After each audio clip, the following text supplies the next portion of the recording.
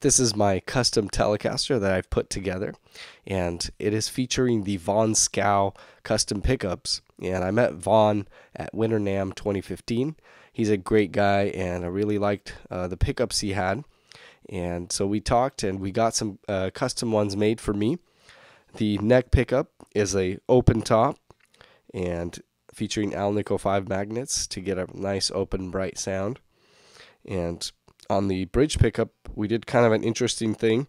The top 3 magnets are Alnico 5s, and then the bottom 3 magnets are Alnico 2s, which give you a nice warmer sound. So it balances out the bridge pickup, not making it really harsh. So you can have your tone wide open and you get really nice balanced sound.